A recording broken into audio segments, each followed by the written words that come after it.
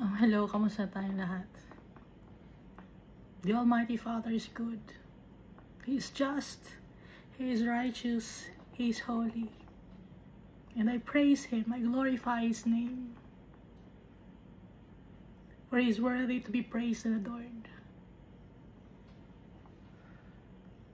And every day, He teaches us lessons to become like Jesus. And I thank my Jesus Christ, for He has set an example for us to follow, for teaching us the goodness of our Father, and for sending to us the Holy Spirit. And I thank the Holy Spirit for guiding us, reminding us of the teachings of Jesus Christ, reminding us of how amazing our Father is, reminding us that we should do good deeds.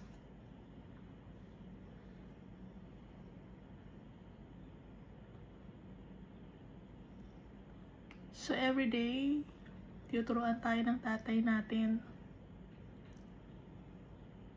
Sometimes we are aware of it, but sometimes we are not aware. So may mga lessons tayo natututunan araw-araw. Na-identify niyo ba kung alin doon ang mga lessons na natututunan natin? Lahat ng mga na-experience natin dito sa mundo, on how we deal with people. Kahit sinong tao na nakakasalamuhan natin, nakakasalubong natin, natututo tayo. Sa mga troubles na na-experience natin, natututo tayo. Lahat ng yon for us to become like Jesus, to be perfect.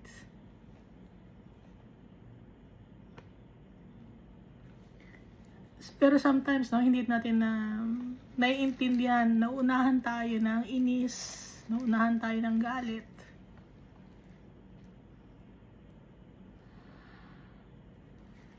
Pero nandiyan ang Holy Spirit to remind us, ito ang matututunan mo.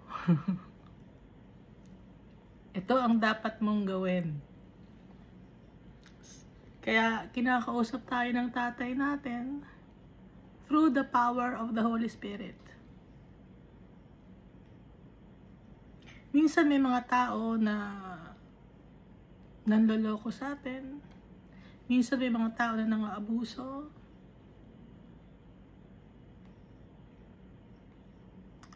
Gaya sa mga items, no, na binibili natin. Sometimes yung mga items na binibili natin substandard, sometimes kulang, sometimes madaling masira.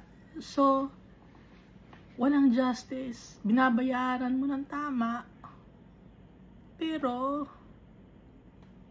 niloloko ka. Sometimes naman, mga tao naman ang mangloloko sa'yo.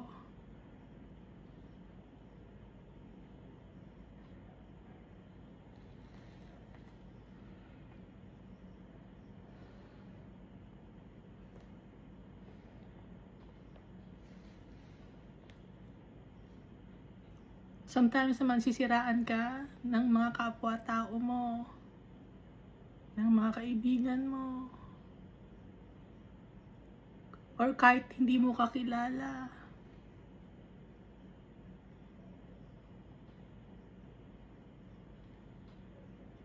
First Corinthians chapter 6, verse 7. Now therefore, it is already an utter failure for you that you go to law against one another. Why do you not rather accept wrong? Why do you not rather let yourselves be cheated? Hayaan mo na ikaw ay niloko. Yun ang ibig sabihin nito. Hayaan mo na nasaktan ka nila. Bakit hahayaan natin? Why do you not rather let yourselves be cheated? Bakit hahayaan natin? Lahat ibibigay natin sa tatay natin. Siya ang magbibigay sa atin ng justice. And in one way or the other, tayo rin, nakasakit din tayo ng kapwa-tao natin.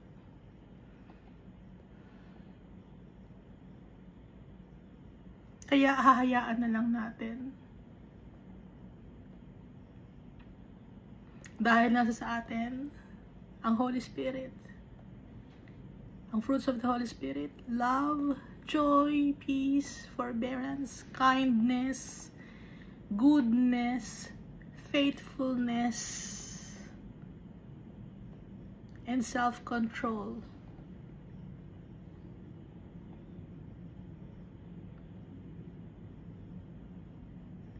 Gentleness pa pala kasama. Gentleness and self-control. Laging may self-control. Pipigilan natin ang ating sarili. Because our strength is Jesus Christ. May self-control si Jesus Christ. Hindi siya agad-agad nagagalit.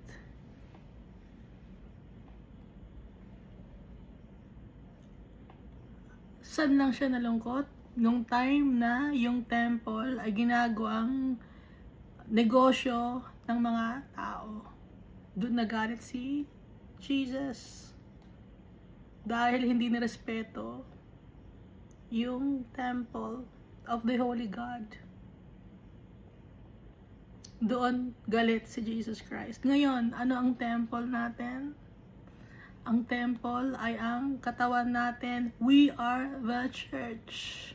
Tayo ang church. Katawan natin ang temple. Pag sinisira natin yung ating katawan, magagalit si Jesus Christ. Dahil tayo ang temple of the Holy Spirit. Temple of the Holy God. Sa hearts natin, nakatira yung tatay natin. And we can talk to our Father. And we will use the name of Jesus Christ. Through the power of the Holy Spirit. So anytime, anywhere, pwede natin makausap yung tatay natin. Pwede natin siyang tawagan. Laging may signal sa tatay natin. Hindi nawawala ng signal si Almighty Father. He is always ready to hear our prayers. To hear our pains and sufferings.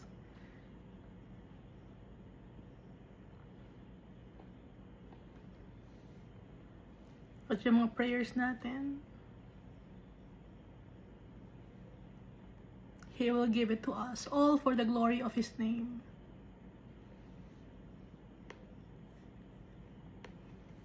So ituloy na natin yung mga parables.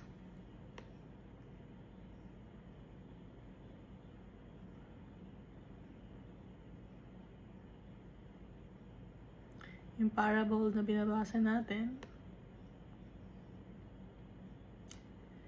yung last time,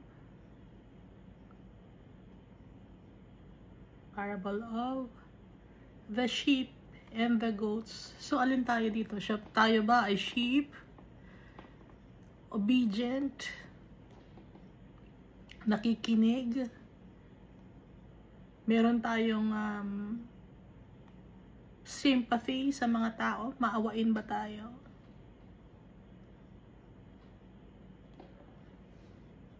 Tahimik lang ba tayo? Docile ba tayo? Or tayo ba ay parang mga goats? Rebellious, noisy, aggressive, stubborn, prideful, and dominant. So kung parang ugali mo ay isang goat, doon ka sa left side. Ano yung left side? Weak and tired. Pero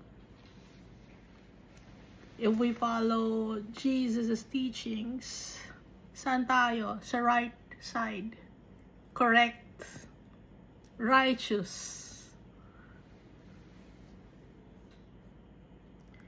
Alam natin na si Jesus Christ, He sitteth at the right hand of God. So, our Jesus Christ is righteous, no? Right, righteous, correct.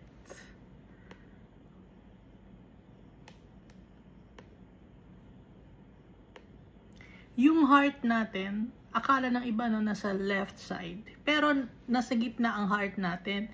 Pero nakapaling lang siya sa bandang left. Kasi weak, kailangan niyang mag-pump ng mabuti. Kaya nakapaling yung heart natin sa left side.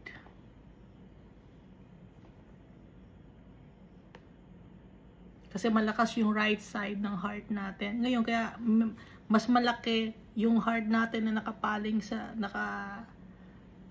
tawag doon, nakaganon sa left.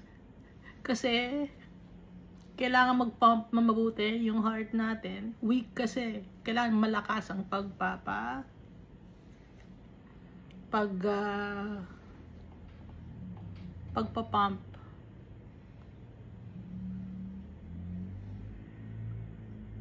So, sino makakakuha ng birthright? Ang mga sheep. Yung mga goats, saan sila mapupunta? Sa eternal damnation. At dapat tutulong tayo sa mga kapwa-tao natin. Mamahalin natin ang kapwa-tao natin. Dahil pag ginawa natin ang goodness, kindness, gentleness sa kapwa-tao natin, meron tayong pagmamahal. Ginawa na rin natin yun kay Jesus Christ.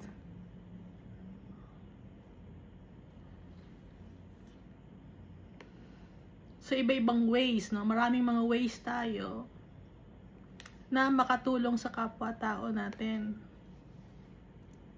Bigyan mo ng pagkain, tubig, or i-motivate mo, palakasin mo ang loob, i-share mo sa kanya ang strength ni Jesus Christ. Maraming mga ways to help our brethren. At ang impyerno, originally it's for the devil and his angels. But since people are wicked and they follow the devil, they will also be thrown to eternal damnation. They can never claim their birthright or inheritance. Kakalimutan na sila ni Almighty Father. Masakit, diba? Ang makalimutan ni Almighty Father.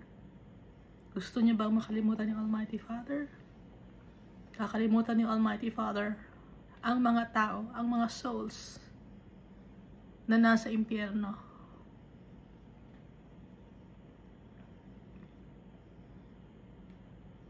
At hindi sila kikilalanin ni Jesus Christ. I don't know you. Yun ang sasabihin ni Jesus Christ. Wala ang name mo sa Lamb's Book of Life.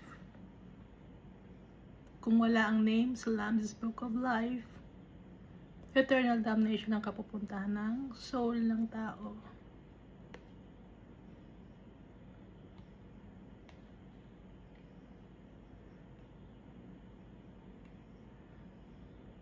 Kung ano ang ginagawa natin sa kapwa-tao natin, kung pananakit, sinaktan na rin natin si Jesus Christ.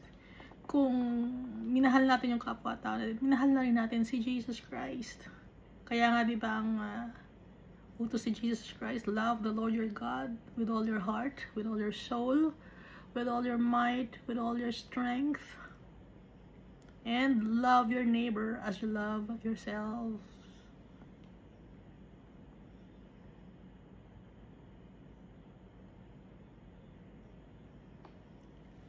So, yung mapupunta sa impyerno, it's an everlasting punishment. Yung punishment lang dito sa mundo, hindi natin kaya. Everlasting pa, kaya hindi tayo pwede mapunta sa impyerno. But the righteous into eternal life. So, it's eternal bliss. contentment with our Father and Jesus Christ and all the heavenly hosts.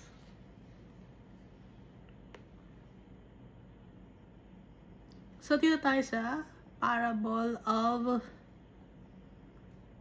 the growing seed. So, bakit puro mga plants?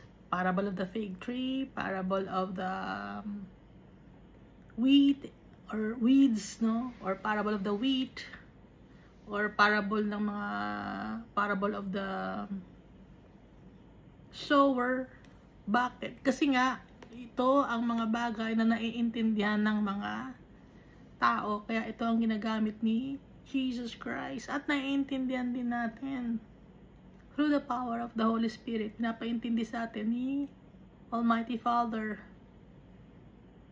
Pinapaintindi sa atin ni Jesus Christ.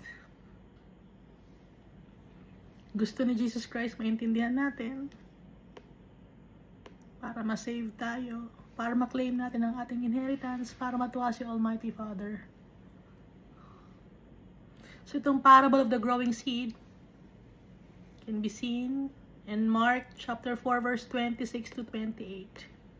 And he said, the kingdom of God is as if a man should sow or scatter seed on the ground.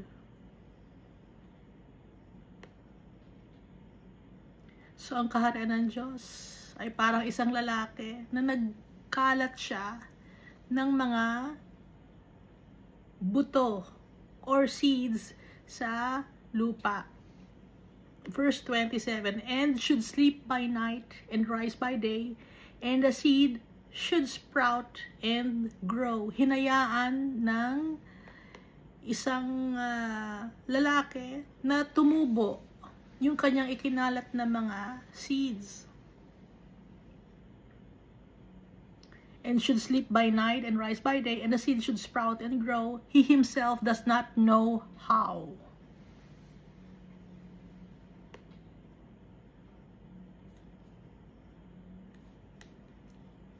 Nagtubo yung mga halaman, yung mga itinanim, yung mga seeds, tumubo, nag-sprout, nag-grow.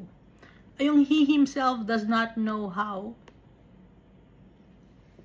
Hinayaan ni Almighty Father na tumubo ang mga tao. Hinayaan ni Almighty Father yung mga tao na gawin nila ang kanilang gustong gawin. Dahil may free will ang mga tao. Psalm 119 verse 108. Accept, I pray, the free will offerings of my mouth, O Lord, and teach me your judgments. So may free will ang tao. Deuteronomy chapter 30 verse 19. I call heaven and earth to record this day against you that I have set before you life and death, blessing and cursing. Therefore, choose life, that both you and your descendants may live. Piliin mo ang mabuhay para ikaw at ang iyong mga descendants ay mabuhay. So, meron tayong free will. May choice tayo. Dito sa Joshua chapter 24 verse 15, and if it seems evil to you to serve the Lord, choose for yourselves this day whom you will serve, whether the gods which your fathers served that were on the other side of the river, or the gods of the Amorites, in whose land you dwell. But as for me and my house, we will serve the Lord. Ikayo, sino ang gusto nyong i-worship? Sino ang gusto nyong paglingkuran? Pero kami, at ang aking family, ang aking house, paglilingkuran namin si Almighty Father. So, merong free will ang tao.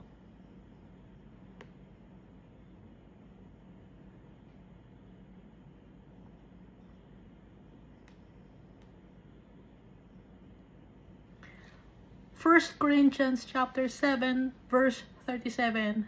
Nevertheless, he who stands steadfast in his heart, having no necessity, but has power over his own will, and has so determined in his heart that he will keep his virgin, thus well. For freedom, Christ has set us free. Stand firm, therefore, and do not submit again to a yoke of slavery. John chapter 8, verse 32. So, meron tayong free will, no? Kaya ito, hinayaan ni Almighty Father yung mga tao na tumubo. Gawin nila yung kanilang gustong gawin.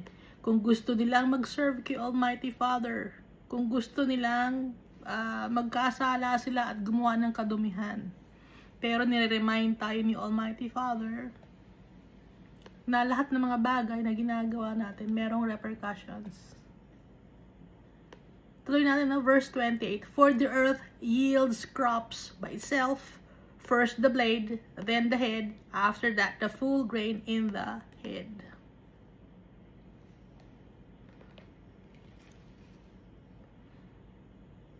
Dahil yung lupa, merong crops, nag-yield. Una muna, ano ang lumalabas sa seeds? Yung blade. Tapos, yung unti-unti nang tumutubo, yung seeds. Tapos, nagiging full grain na yung head ng itinanim. Parang fig tree, yung may time for harvest, no? Verse 29, but when the grain ripens, immediately he puts in the sickle because the harvest has come. Yung harvest time na. Ano ba ang harvest time? Kailan yung harvest time? Hindi natin alam kung kailan ang harvest time. Si Almighty Father lang ang nakakaalam kung kailan ang harvest time. Yung judgment day. So for now, na-allow ni Almighty Father na mga tao gawin nila ang kanilang gustong gawin. Pero may mga tao na nag-share ng Word of God na nag-store up ng treasures in heaven. Alin tayo doon? Tayo ba ang mga disobedient like the sheep? Like the goats? Or tayo ba yung mga docile like the sheep?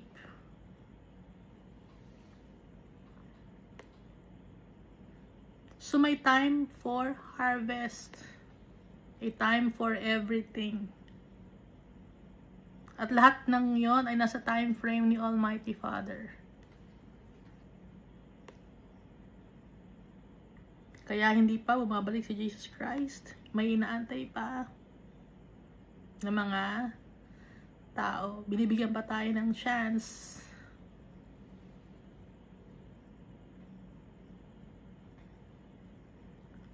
Para maklaim natin ang ating birthright, ang ating inheritance.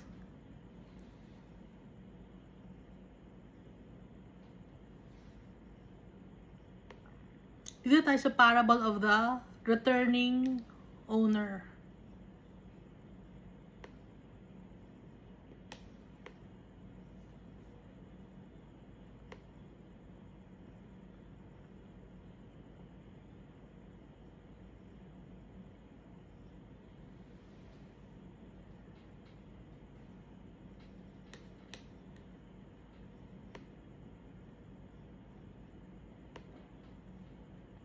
Yung parable of the returning owner, it's in Luke chapter 19, verses 11 to 27.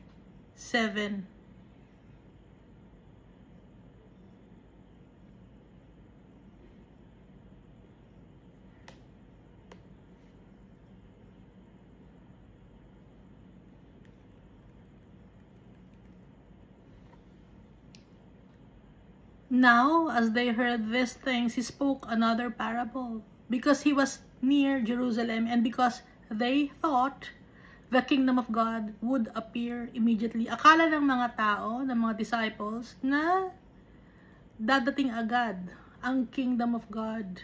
Akala nila judgment day agad. Kaya nung malapit na si Jesus Christ sa Jerusalem, nagbigay si Jesus Christ ng parable. Verse 12, therefore he said, a certain nobleman went into a far country. Alam natin ang far country, heaven. Nobleman, ito si Almighty Father. To receive for himself a kingdom and to return. No? Sino yung magre-return? Si Jesus Christ. Babalik siya.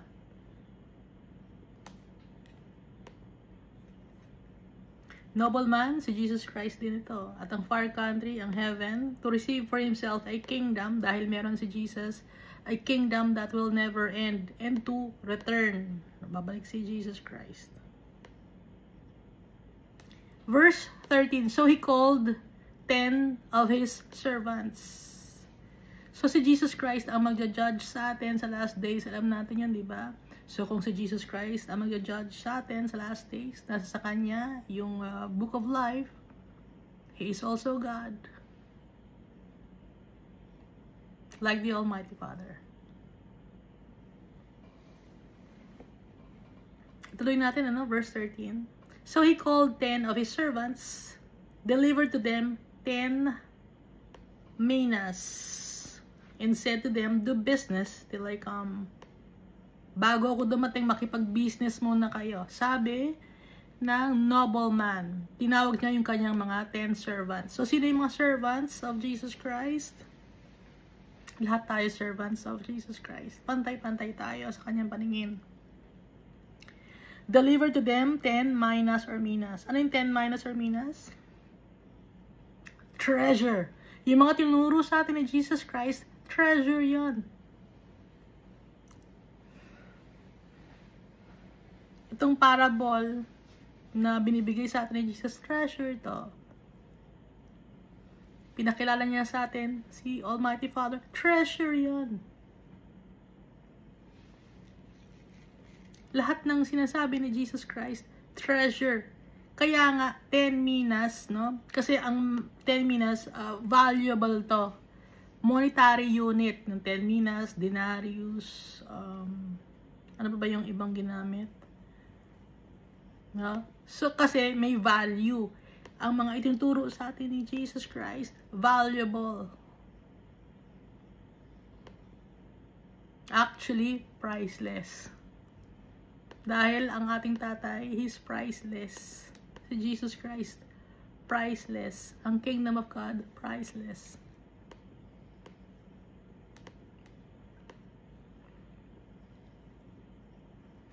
So he called 10 of his servants, tayo yon, delivered to them 10 minas. Shinare sa atin ni Jesus Christ ang treasure.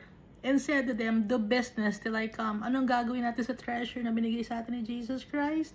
Ipapractice natin araw-araw ang tinuro sa atin ni Jesus Christ. Nang sa ganon, dumami. Fruits of the Holy Spirit, gifts of the Holy Spirit, storing up treasures in heaven. But his citizens hated him. Bakit sinasabi dito ni Jesus na yung citizens galit sa kanya? Because disobedient and rebellious people. Yun ang ibig sabihin nun.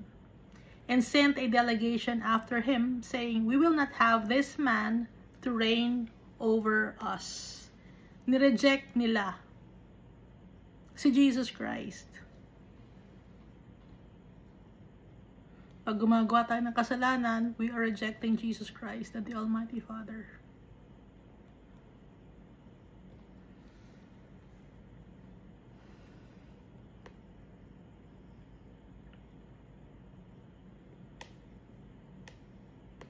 Verse 15, and so it was that when he returned, yung pagbabalik ni Jesus Christ, babalik siya.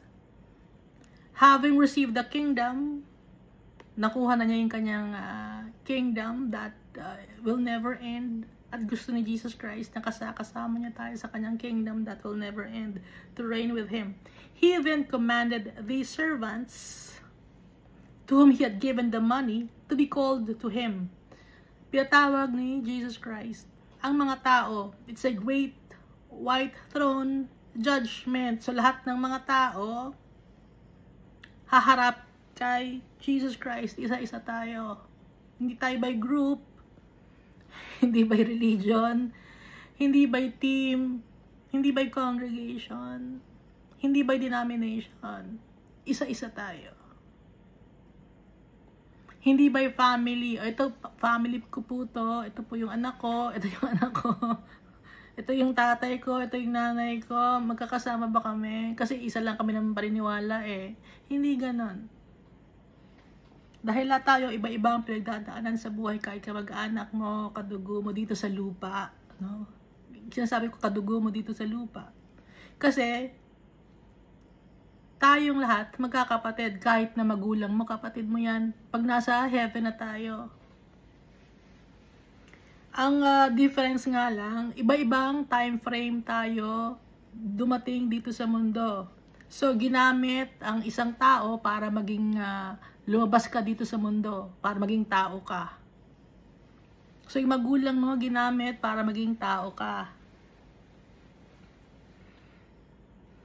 Pero, originally, lahat tayo magkakapatid. Dahil, our Father, iisa lang siya. He created us. Kaya, tayo by batch tayong dumadating dito sa mundo. Naintindihan natin? He then commanded these servants to whom he had given the money to be called to him. So, haharap tayo isa-isa. Okay? Jesus Christ. Siya ang magja-judge sa atin. Bakit si Jesus Christ ang magja-judge? Siya ang naka-experience tumira dito sa mundo. Nakita niya ang hirap ng buhay dito sa mundo at napagwagian niya. Kaya nga, di ba sabi ni Jesus Christ, in this world, you will face trials and tribulations, sufferings and pains. But you don't have to worry. I have overcome the world. Sabi ni Jesus Christ. Kaya siya ang magja-judge sa atin. Kung siya ang magja-judge sa atin, siya ay God. Another proof. So, sino magsasabing hindi God si Jesus Christ? Asan na? Asan na yung mga tao na yon? Mga sinungaling sila. Hindi sila nagbabasa ng Bible.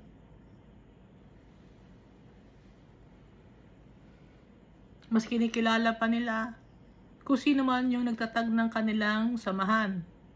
Pero si Jesus Christ, hindi nila kinakilalang God. So those people are liars. They're blind. At marami nang napunta ng impyerno dahil sa kanila.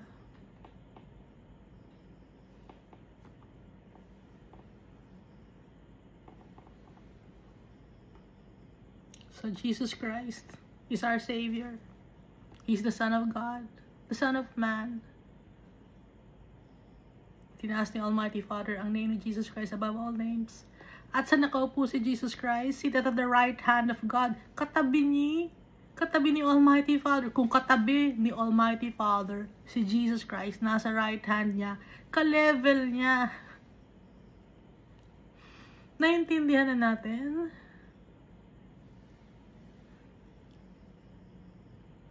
Itinaas ni Almighty Father si Jesus Christ. Bakit? Dahil sa atin. Dahil sa ibinigay ni Jesus Christ ang buhay niya para sa atin, para ma-save tayo, to please our Father, para mapasaya si Almighty Father. I-shinare ni Jesus Christ yung buhay niya as a sacrifice to cleanse us, para makuha natin ang ating inheritance. Ganon kasaya si Almighty Father. Kaya itinaas niya ang pangalan ni Jesus Christ above all names. At siya lang binigyan ng power, dominion, and authority in heaven and on earth.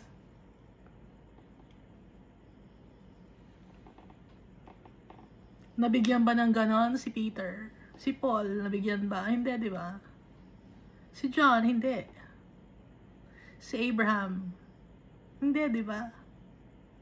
Only Jesus. Si Mary, nabigyan ba? Hindi. Only Jesus. Yung mga sinasabi niyong prophets ninyo, yung mga prophets, self-proclaimed prophets, nabigyan ba ng ganong parangal ni Almighty Father? Nandito ba sila sa Bible? Wala.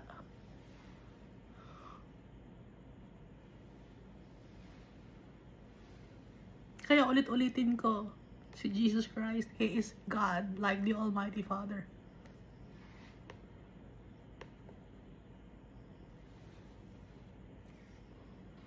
Kaya nga, di ba, Emmanuel, God with us? Hindi naintindihan ng mga tao.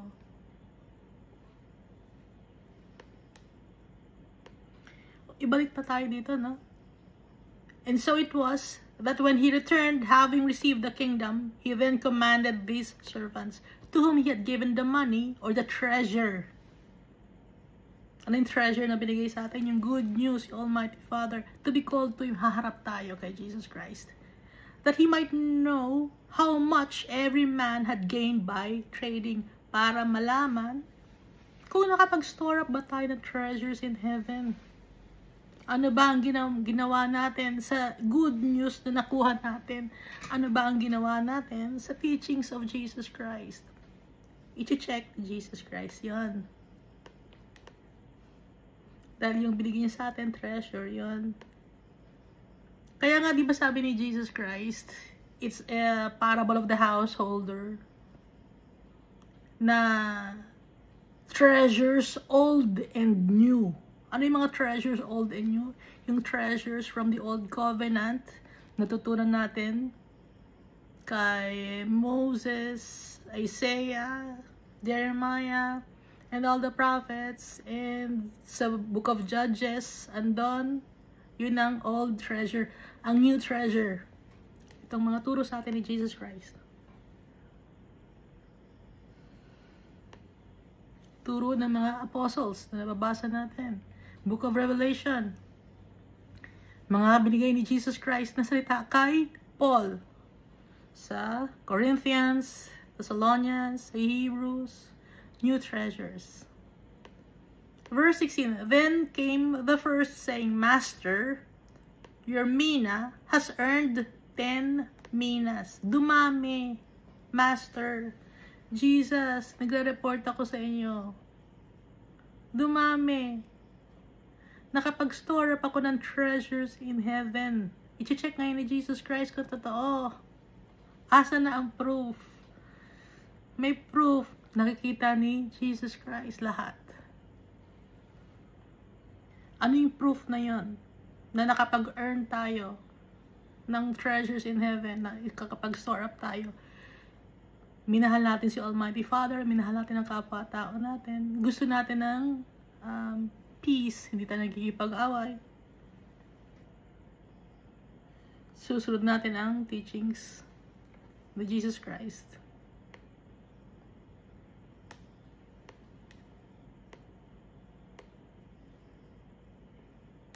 Hindi tayo nakikiayon sa mundo na to.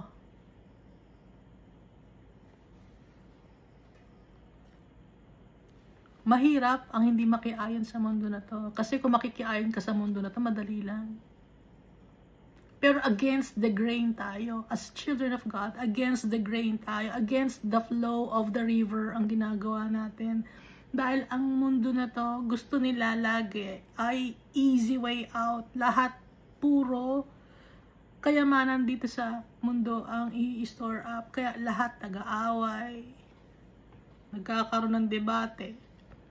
Lahat nagpapagalingan. Pero tayo, hindi tayo ganon.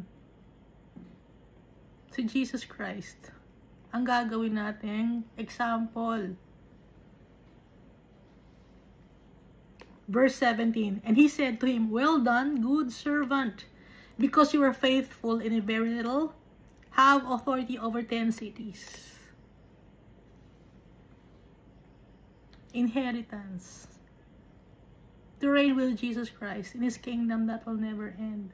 Sa maliit na bagay na pagkatiwalaan ka, sinunod mo yung itinuro sa iyo ni Jesus Christ.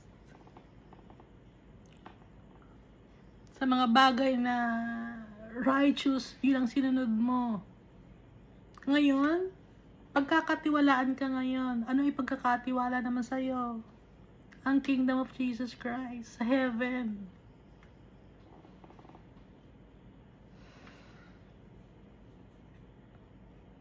Verse 18. And the second came, saying, Master, your mina or mina has earned 5 minas. So, yung isa, yung una-una, ilan ang na-earn niya? 10 minas, no? Itong pangalawa, ang na-earn niya, 5 minas. Baka magtanong kayo, bakit magkaiba sila ng kung ano ang binigay or ipinagkatiwala? Magtatanong ba kayo? Sino yung kausap ko na magtatanong? May nagtatanong mo? Wala naman nagtatanong, di ba? Pero sabihin ko, yung sagot. Ito na nagtatanong.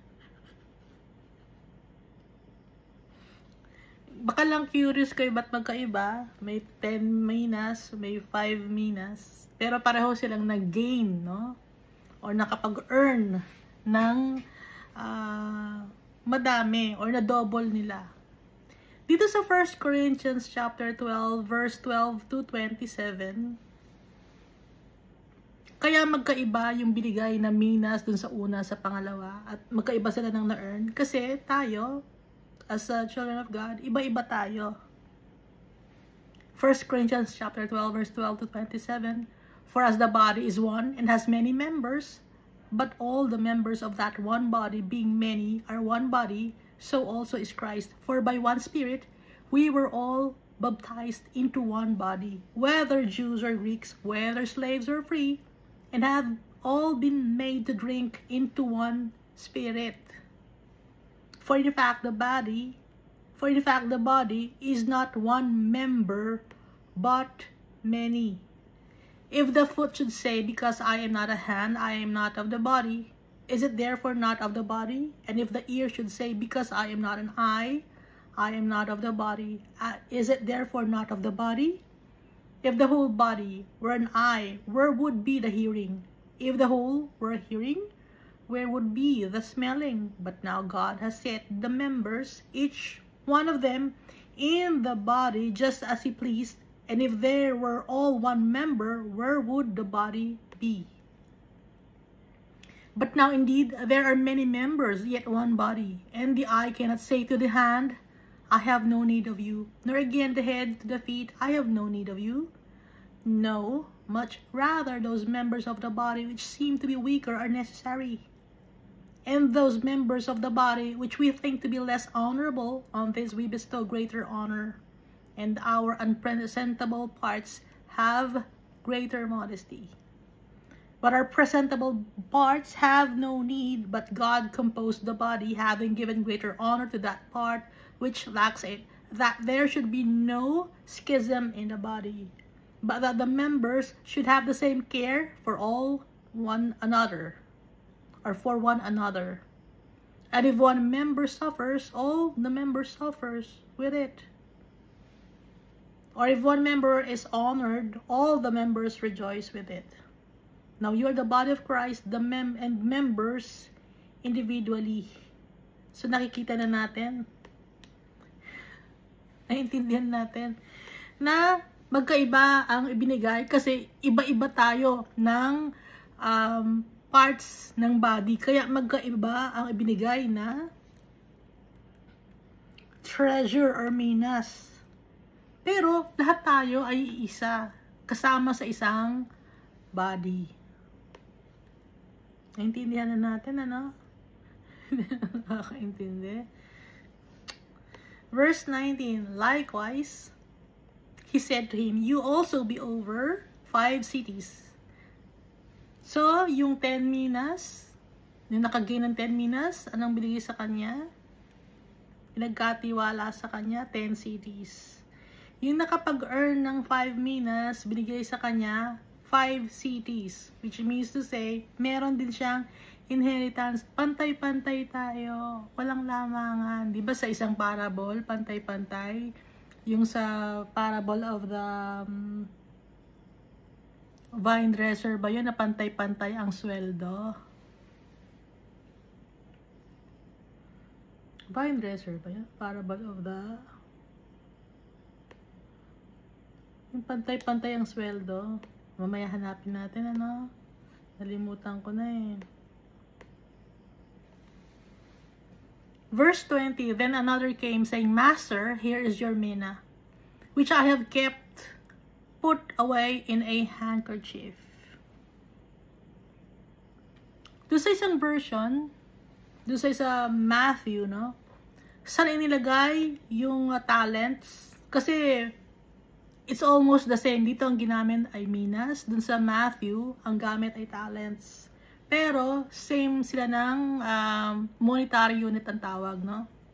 Which I have kept put away in a handkerchief. Yung sa Matthew, nilagay niya sa ilalim ng lupa. Ito naman, ang nilagay niya sa handkerchief.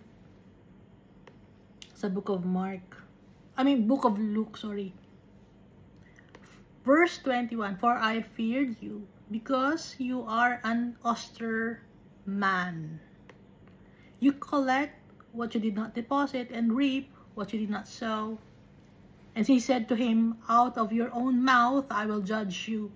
You wicked servant, you knew that I was an austere man, collecting what I did not deposit, and reaping what I did not sow. Why then did you not put my money in the bank, that at my coming I might have collected it with interest? And he said to those who stood by, Take the mina from him, and give it to him who has 10 minas. So, yung isang taong to, na inilagay lang niya sa handkerchief, alam niya ang word of God. Pero hindi siya nag-store up ng treasures in heaven. Hindi niya ipinamuhay ang turo ni Jesus Christ. Hindi niya binigyan ng pagpapahalaga yung mga treasures na binigay ni Jesus Christ, yung mga turo ni Jesus Christ, baliwala sa kanya. Mas inuna niya ang kanyang sarili. Dahil greedy siya, selfish siya, inuna niya yung kanyang sarili. Instead of loving his brethren, he prioritizes himself. Kaya ano ngayon mangyayari sa isang greedy servant? Tatanggalin siya, kung anong meron siya tatanggalin. Take the mina from him and give it to him who has 10 minas. Ano yung tinanggal sa kanya? Yung buhay niya tatanggalin sa kanya. Kung anong meron siya, yung kaluluwa niya tatanggalin sa kanya. Lahat ng blessings tatanggalin sa kanya. Yung soul natin, blessing na to sa atin ni Almighty Father. Yung kung anong meron tayo ngayon, blessing to ni Almighty Father sa atin. Tatanggalin lahat sa kanya. But they said to him, Master, he has 10 minas. For I say to you that to everyone who will be given, and from him who does not have, even what he has will be taken away from him.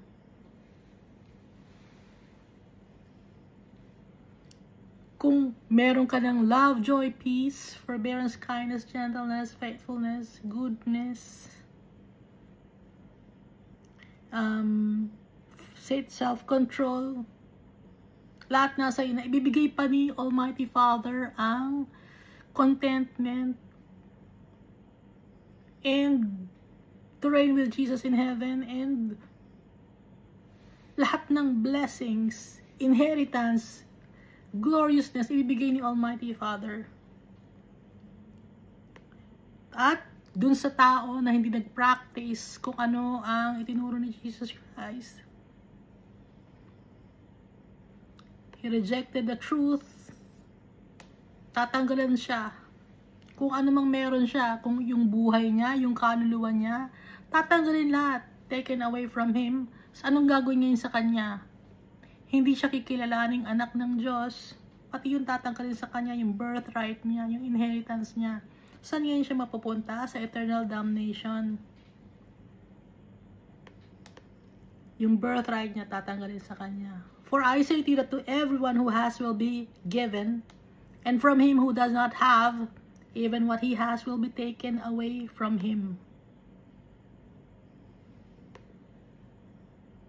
But bring here those enemies of mine, who did not want me to reign over them, and slay them before me. So itong mga servants na to, kilala nila sa Almighty Father. Pero yung isang servant, hindi niya pinamuhay yung turo sa kanya. Kilala lang niya, servant lang siya. Pero Hindi siya faithful servant. Wala siyang pakialam. Ngayon, itong enemies naman na to, ito yung mga tao na hindi servant ni Almighty Father, hindi servant ni Jesus Christ. And they rejected God. They rejected Jesus Christ. They pray to other names.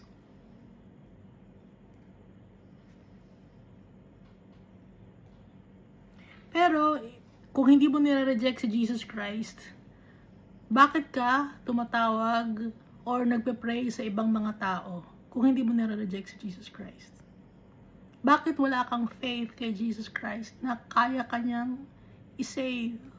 Bakit ibang tao pa ang tinatawag mo? Bakit? Ibig sabihin, nireject mo si Jesus Christ. Kasi, mas pinibigyan mo ng pagpapahalaga yung mga servants ni Jesus Christ. Sino yung mga servants ni Jesus Christ na nasa Bible? Binigyan mo ng pagpapahalaga. Pero si Jesus Christ mismo, hindi mo siya tinatawag. So, bakit ka nagpe-pray kay Jude? Bakit ka nagpe-pray kay Thomas? Bakit ka nagpe-pray kay Peter? Kay Paul?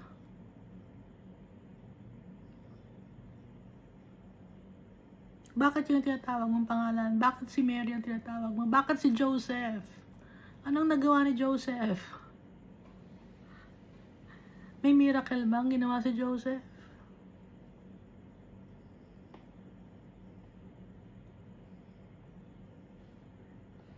Bakit si Elizabeth ang tinatawag mo? Bakit si John the Baptist ang tinatawag mo? Bakit hindi si Jesus? Nahihinaan ba kayo kay Jesus?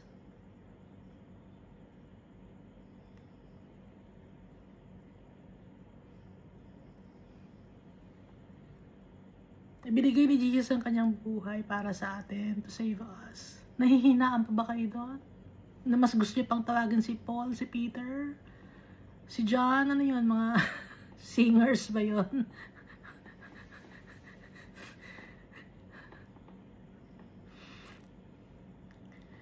Si Ringo, yung ba ang gusto na yung tawagin? Sino ba yung mga yun?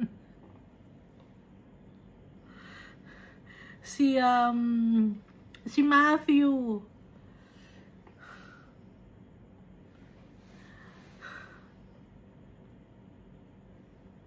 Nahinaan kay Jesus. Sino ba yung mga pangalan na tinatawag ninyo? Si Catherine. Sino si Catherine? Hindi ko si Catherine.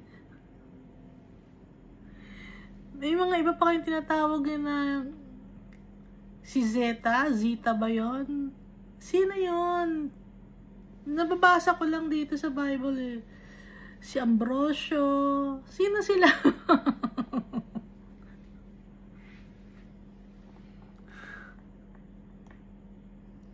Bakit yun ang tinatawag ninyo?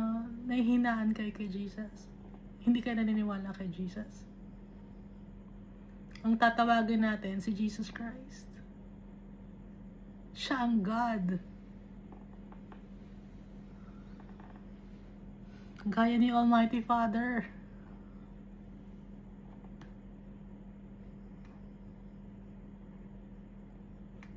Pati si Elizabeth. Sino ba si Elizabeth? Nanay ni ni John the Baptist. O, ba't niya tatawagin yun? Sino ba yung mga tinatawag ninyo? I-check ko lang ha. Yung mga tinatawag ninyo.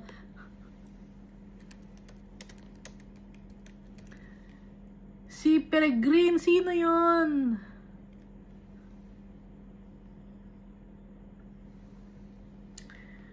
Sino si Francis? Sino si Christopher? Si Patrick? Sino ba ito mga to? Hindi ko maintindihan. Bakit tinatawag nyo itong mga to? Ha? Bakit? Pwede pa ka-explain sa akin? Bakit nyo tinatawag itong mga to? Ha? Hindi kayo naniniwala kay Jesus, kaya tinatawag nyo itong mga taong to, si Teresa, si Raphael, si Leonardo. Ninja Turtles yun. Bakit? Si Raphael, si Leonardo, si Donatello, si Teresa, si Felix, si Victor, si Lucy, si Monica. Sino to? Si Aida, si Lorna at si Fe, si Rita. Sino sila? Si George. Wala talaga si Ringo, si Pete, si Paul, si Ringo, si John. Bakit? Hindi ko maintindihan sa inyo. Maximilian. Sino si Maximilian? Kilala ba ito ni Jesus Christ, ni Almighty Father? Hindi nakagawa ng mga miracles kasi yan. Kung nakagawa sila ng miracles, no? Ilang miracles ang nagawa nila? Si Jesus Christ, ilang miracles ang nagawa ni Jesus Christ? Hindi kasya sa Bible. So, sino tong mga to? Si Valentine. Sino si Valentine? Ba't may Valentine dito?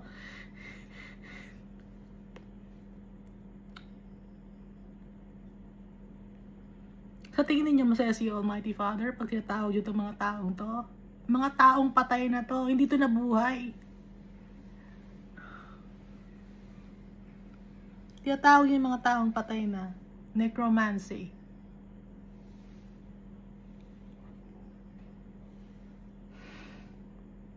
Pag necromancy, that's also sorcery. Hindi nyo alam, hindi kayo aware.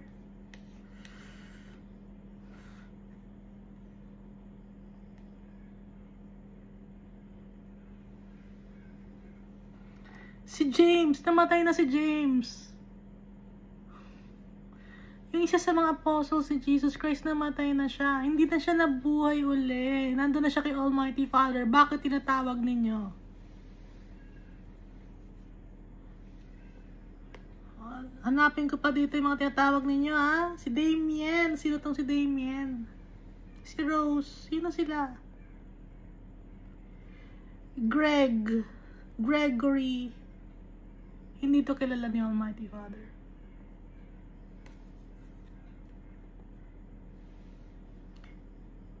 Theophanes.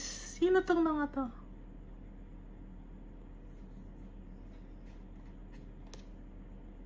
Si Cyril. Sino ba si Cyril? Ano ang nagawa nila? Bakit nyo sila tinatawag? Sino ang nagbigay ng eternal salvation sa atin? Si Jesus Christ. Sino ang nagturo sa atin ng tungkol kay Almighty Father? Si Jesus Christ. Sino ang magja-judge sa atin at the last days? Si Jesus Christ. Sino ang itinaas ni Almighty Father na pangalan above all names? Si Jesus Christ. Sino yung kasakasama ni Almighty Father nung ginawa tayo? Si Jesus Christ. Sino yung nakita ni Abraham? Si Jesus Christ.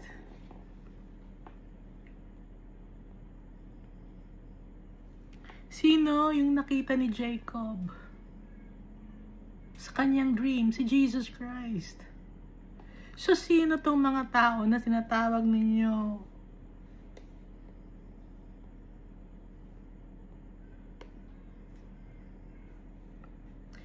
Wala kayong respeto kay Jesus Christ, kay Almighty Father. Hindi niyo sinusunod si Almighty Father.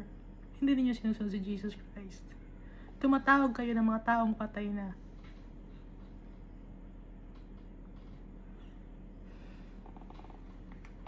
Hindi nila kayo maririnig. Sinong makakarinig sa atin? Si Jesus Christ na nabuhay after 3 days. Na nag-save sa atin. Na naglinis sa ating mga kasalanan. Ba't hindi niyo maintindihan?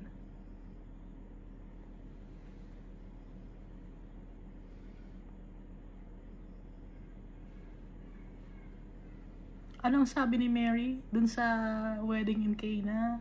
Pakinggan niyo si Jesus. Kung anong sasabihin niya, yun ang sundin ninyo. Yun ang sabi ni Mary. Ibig sabihin, wala siyang karapatan na mag-decide na kay Jesus lahat. Ano pa ang sabi ni Jesus Christ nung nakapako siya sa cross? Woman, your son, your mother. Hindi niya sinasabing mother, your son, your mother. So bakit ganun ang salita ni Jesus Christ? Woman, your son, ituturo niya si John the Evangelist. And then, nung sinabi ng John, your mother, magiging mother mo na, si Mary.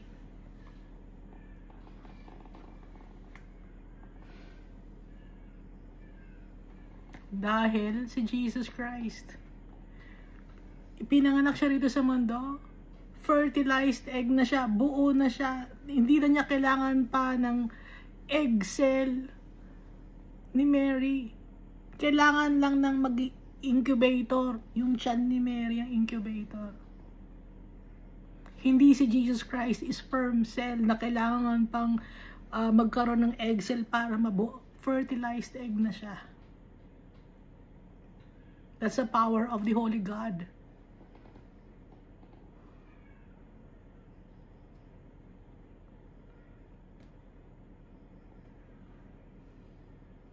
Mas matanda si Jesus Christ kaysa kay Mary. Ginamit lang ang katawan ni Mary. So lahat tayo servant. Si Mary, anong sabi niya? Kailangan niya ng Savior. Sabi ni Mary mismo, hindi niya kayo nagbabasa ng Bible? Nakalagay dito, my Savior, sabi ni Mary. Ano ang sabi rin ni Jesus Christ? Sino ang aking mga inay? Ang mother ko at ang aking mga kapatid. Yung mga sumusunod sa ipinag-uutos ni Almighty Father.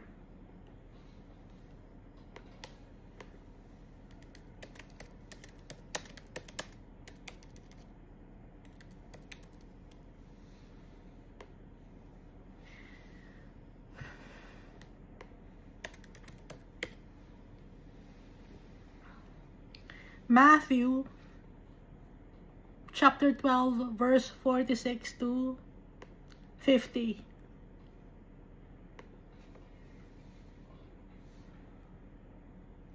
Basahin natin ano.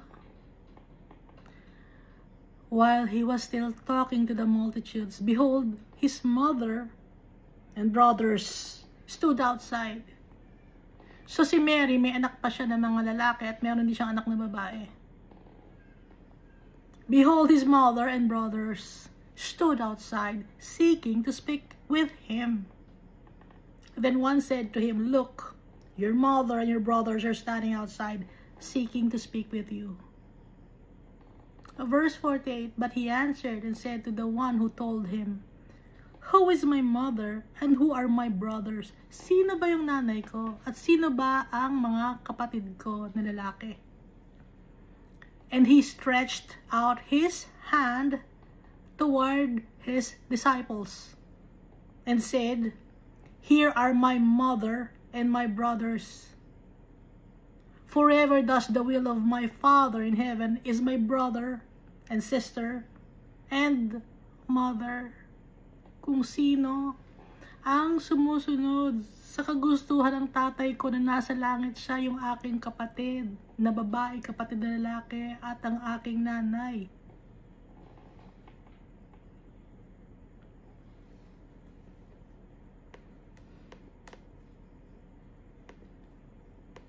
At pag nasa heaven na tayo, para tayong mga angels, magkakapatid tayo, pantay-pantay tayo. At si Jesus Christ, tinatawag niya tayong friend, hindi na tayo tinatawag na servant. Friend na niya tayo at magiging kaisa tayo ni Jesus Christ. Kaya nga si Jesus Christ ang bridegroom. Tayo ang bride. Yung church, magiging kaisa tayo ni Jesus Christ. At magiging kaisa rin tayo ni Almighty Father. Dahil kaisa ni Almighty Father si Jesus Christ.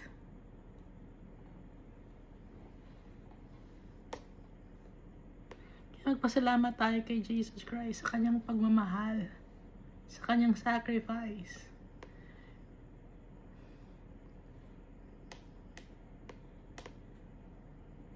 Kaugali ni Almighty Father si Jesus Christ. Very humble, like our Father, humble din si Jesus Christ. Pag kinakitaan tayo ng kayabangan, masasabi bang anak tayo ni Almighty Father?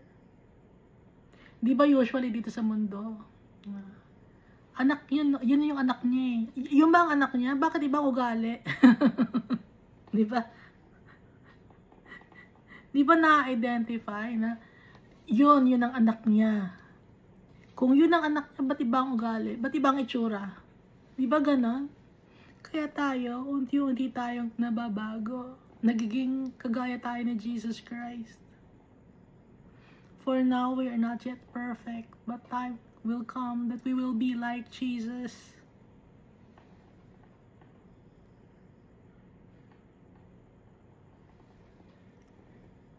That's because our Savior is very giving, unselfish.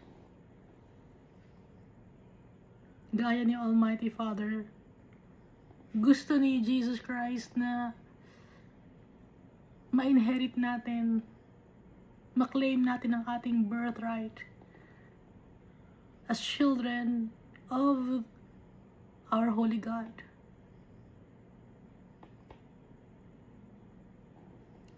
Thank you, and God loves us all so much.